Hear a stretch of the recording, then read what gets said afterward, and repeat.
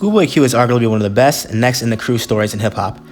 The TDE and conglomerate has one of the strongest labels of all time, and that's excluding the newfound R&B success. Anytime anyone from TDE drops, they have built the drop everything and give it your full attention cachet. And this Schoolboy Q album is no different. It starts off with Funny Guy, a jazzy melodic intro that sounds like something Tyler the Creator would do. You can find Q singing not good but not bad, and has a certain charm to his singing voice that makes the song work and is a great intro.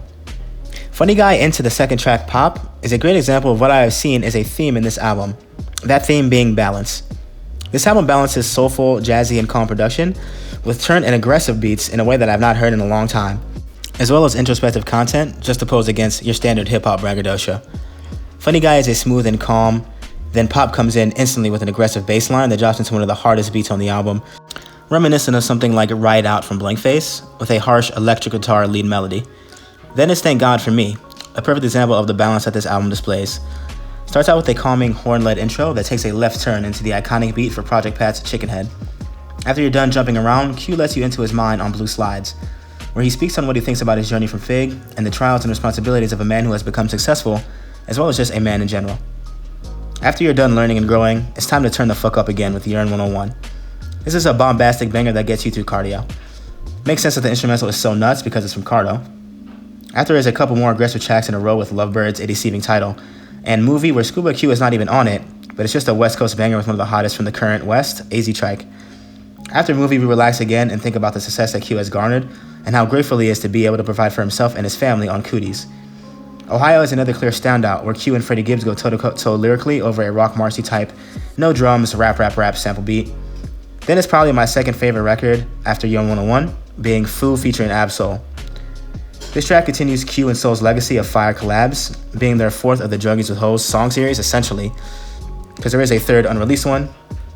Such a cool drum pattern here that I want to say is 4 on the Floor from UK Garage, and an ethereal wailing melody in the background.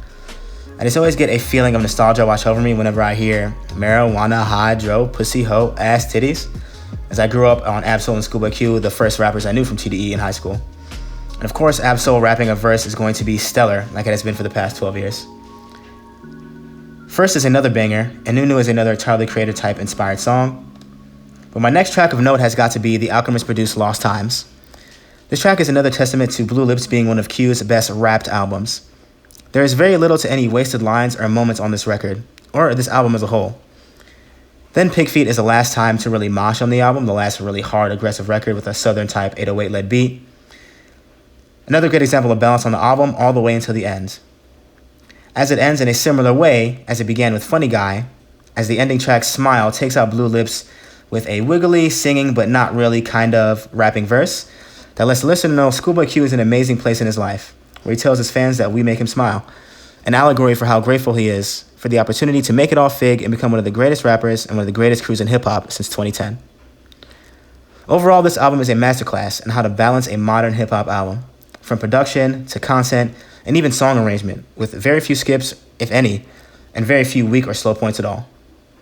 This album, in my opinion, is an early contender for an album of the year, making me score Schoolboy Q's Blue Lips an 8.9 out of 10. Harder than a bitch.